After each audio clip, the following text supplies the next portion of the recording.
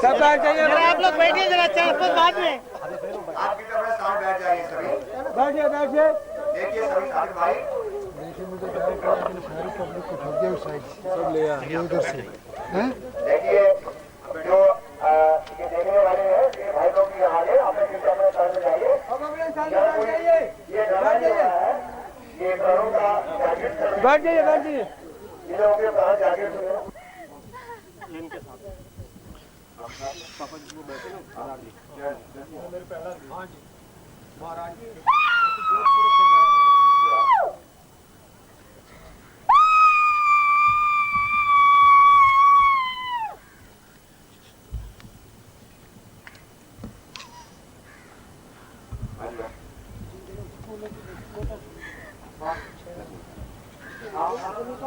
लोटा में पानी में बैठ जाओ, पीछे पीछे होकर बैठ जाओ, पीछे बैठ जाओ।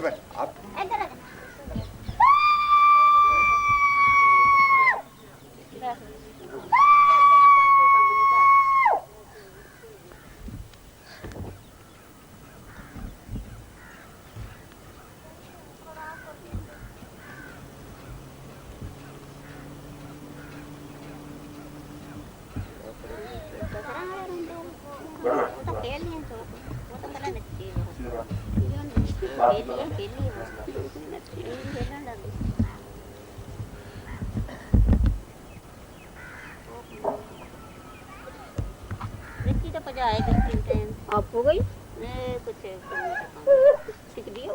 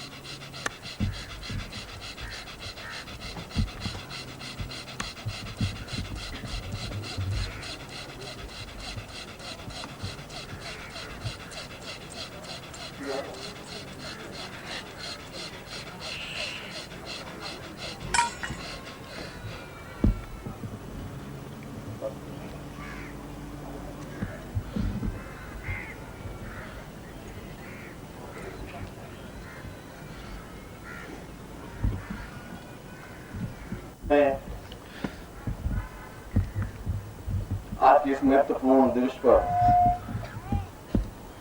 भगवान श्री कृष्ण की इस क्रीड़ा स्थली पर, जहाँ पर सही रूप में वे पूर्ण निपुण चतुर और वीर रूप में प्रकट हुए, और हमने आज यज्ञ कुंड के माध्यम से विशेष मंत्रों की आहुतियां देकर के उन देवताओं से उन कामनाओं की इच्छा प्रकट की जो हमारे जीवन में अभाव या न्यूनताएं हैं। मैं कल और आज दोनों ही प्रवचन में आपको मैंने समझाया कि मंत्रों के माध्यम से सफलता और साधना प्रत्येक व्यक्ति को मिल सकती है यदि इस व्यक्ति का देवताओं के प्रति, गुरु के प्रति और मंत्रों के प्रति पूर्ण आस्था हो। बिल्कुल स्पष्ट रूप से शास्त्रों में कहा गया है, मंत्रे तीर्थे द्विजे देवे देवज्ञे भेषजे गुरु यादृशी भावना यस्य तादृशी फलितम मया। देवता के प्रति जितनी भावना होगी उतना ही फल मिलेगा। यदि आपकी भावना 100% है तो 100% फल मिलेगा। यदि आपकी भावना नहीं है, चुपचाप आप खड़े ही हो गए, तो आपको कोई उसका अनुकूलता नहीं मिल सकती।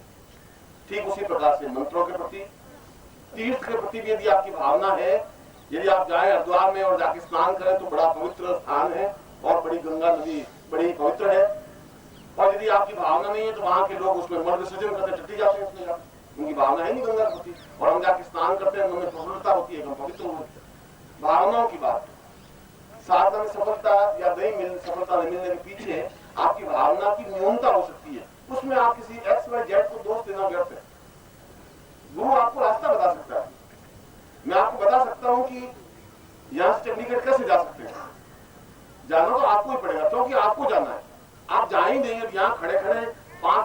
देख रहे हैं कि चंडीगढ़ तो आया ही नहीं, कहां से पहुंचे, अब नहीं पहुंच पाएंगे। इस विशेष आहुतियों के माध्यम से और इस जो मैंने मंत्र आपको दिए हैं, आज इन मंत्रों का मैंने उच्चारण करवाया है, वे चारों वेदों से मैंने लिए हैं, ऋग्वेद से भी, यजुर्वेद से भी, सामवेद से भी और अथर्ववेद से भी। और ये सभी के सभी मंत्र अपने आप में ही अद्वितीय हैं।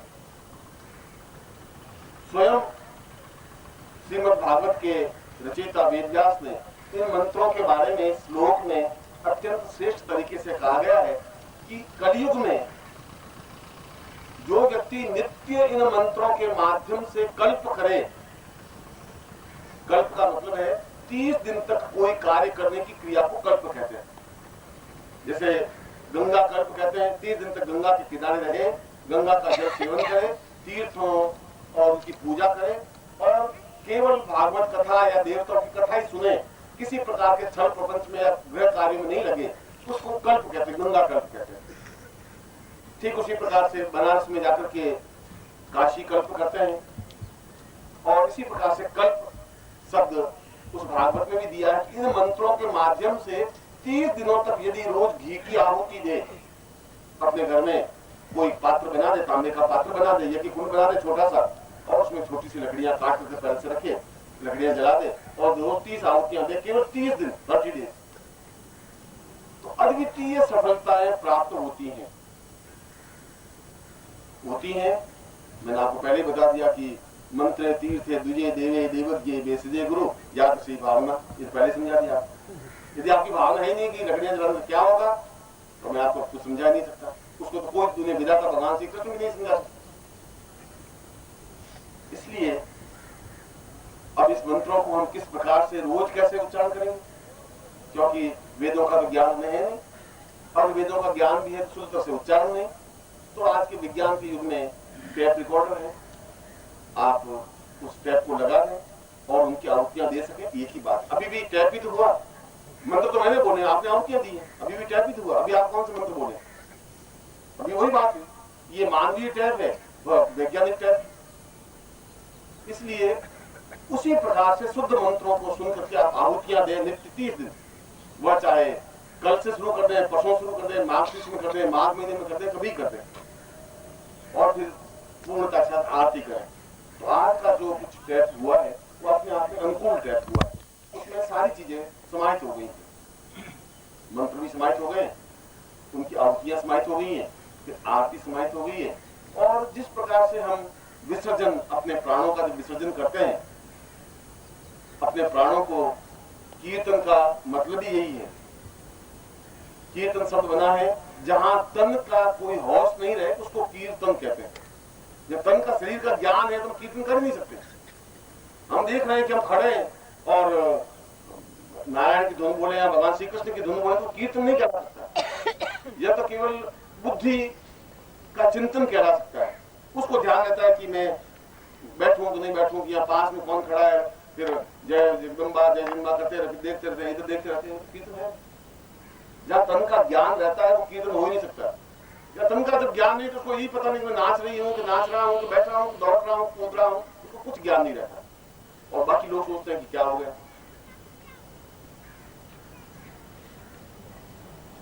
क्या हो गया महाराज आपके चरणागत को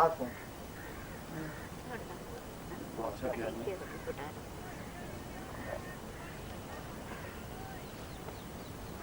हरियाणा से वीर ही वीर मामूली कोई आदमी थे, मैं पूरे हरियाणा को प्रणाम करता हूँ। खैर मैं कुछ और वीरों के आगे तो हमारी क्या चलेगी, किसी की नहीं चलेगी। वीर तो वीर है, उनका बहुत मामूली आदमी है। और जो बहन को अभी, ये बहन मुझे पहले मिली थी, जोधपुर मिली थी, और इसको कई प्रकोप हो जाता है। खूब पढ़ी लिखी लड़की है, समझदार लड़की है, आयु प्राप्त लड़की है, कोई जानबूझ के कोई चीखता नहीं, चिल्लाता नहीं। मगर कई बार ऐसा होता है कि दूसरी आत्माएं, अभी आपके सामने उदाहरण है कि आत्माएं होती है कि नहीं होती है, मृत्यु के बाद आत्मा होती है कि नहीं होती है, शरीर प्रवेश करती है कि नहीं करती है, ये आप देख रहे हैं। और अगर आप में से कोई चैलेंज ले तो आप मेरे साथ, मैं भूत प्रवेश करके दिखा दूं, आप नाचने लग जाएंगे 20-20 फुट। उसके बाद में आप जैसा अपना जीवन चलाए, तो मैं तो आपको दिखा दूंगा कि ऐसा भूत प्रवेश होता है और ये दीवारें फाड़ना आपका काम हो जाएगा, इसमें तो लंबी छोटी बात नहीं।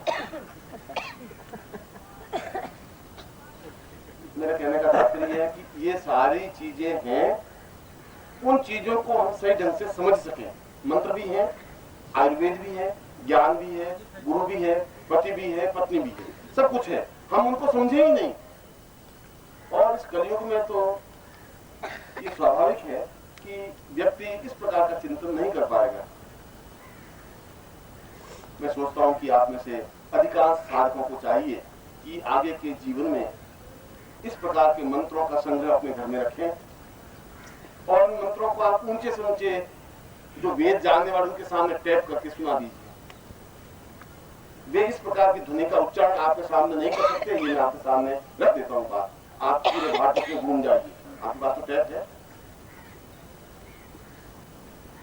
उनको कभी आप अपने जीवन में जरूर कल्पवास करें। इसमें कोई बहुत 15-20 मिनट का काम है और आप कर सकते हैं, आपकी पत्नी कर सकती है। और जीवन की जितनी न्यूनताएं होती हैं वे सभी अपने आप में पूर्ण सफलताएं प्राप्त होती हैं। जब मेरे जीवन का अनुभव है तो आपके जीवन का भी अनुभव हो सकता है। जब मैं उसमें अटैचमेंट पूरा रख सकता हूँ, आप भी रख सकते हैं। हम अटैचमेंट तो अगर पत्नी के प्रति नहीं रखेंगे तो पत्नी भी लड़ाई झगड़ा करती रहे। हम उनको अपना पूरा प्यार नहीं देंगे, स्नेह नहीं देंगे तो घर में लड़ाई झगड़े होंगे। तो देवताओं को भी हम स्नेह अटैचमेंट नहीं देंगे तो वहां से कहां से अनुकूलता मिल पाए। ये तो हमारी ड्यूटी है कि हम कितने अनुरक्त हों। कि नदी की ड्यूटी है वो कितनी समुद्र में जाके मिले। नदी अपनी जगह आके खड़ी हो जाए तो बस मैं तो आगे तो बढ़ूंगी नहीं और समुद्र मुझे मिल जाए, समुद्र मिल नहीं सकता। नदी को ही आगे बढ़ना पड़ेगा, आपको आगे बढ़ना पड़ेगा। आज के दिन हमने विशेष दीक्षा प्राप्त की है। कल का दिन भी हमारे लिए विशेष अनुकूल है और कल सुबह हम विशेष आहुतियां प्रदान करेंगे यज्ञ कुंड में भी और फिर पूर्णाहुति कार्य संपन्न होगा। और इसके साथ ही साथ कल मैं 6 प्रयोग संपन्न करवाऊंगा। लक्ष्मी से संबंधित प्रयोग, जीवन की पूर्णताओं को अनुकूल करने का प्रयोग, समस्त प्रकार के रोगों के निवृत्ति के लिए प्रयोग। क्योंकि ये प्रयोग अगर आप पातंजलि योग दर्शन में पढ़े हैं तो पातंजलि योग दर्शन में भी जहां भगवान श्री कृष्ण का चिंतन आया है, जहां उसका भाष्य लिखा गया है, वहां उन्होंने भगवान श्री कृष्ण ने भी अपने गुरु से संदीपन से उन्हीं विद्याओं को, उन्हीं मंत्रों को सीखना चाहा जिसके माध्यम से पूर्णता प्राप्त हो सके। और भगवान श्री कृष्ण के जीवन में सभी दृष्टियों से पूर्णता थी और कोई ऐसा देवता नहीं हुआ जिसके अंदर पूर्णता थी। भगवान राम के जीवन में पूर्णता नहीं थी, उनके जीवन में भी न्यूनताएं थी। उनका गृहस्थ जीवन अपने आप में न्यून रहा। यद्यपि उन्हें सीता जैसी पतिव्रता स्त्री मिली, वो गृहस्थ जीवन नहीं बन सका। मगर भगवान श्री कृष्ण ने जीवन के प्रत्येक रंगों को देखा। उन्होंने जीवन में गलियों घूम के, नाच करके, खेल करके, प्रेम करके, शादी करके, युद्ध करके, रणनीतिज्ञ के रूप में, राजनीतिज्ञ के रूप में, गुरु के रूप में, साधक के रूप में, तंत्र के रूप में, तांत्रिक के रूप में, मंत्र के रूप में सभी दृष्टियों से पूर्णता प्राप्त की। इसीलिए उनको षोडश कला पूर्ण भगवान श्री कृष्ण कहते हैं।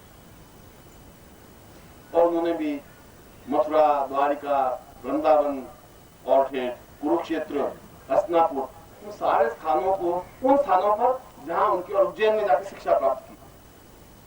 हम भी उसी के भगवान श्री कृष्ण की नगरी में ही बैठे हैं और उस नगरी में भी हम अगर पूर्णता प्राप्त नहीं कर सके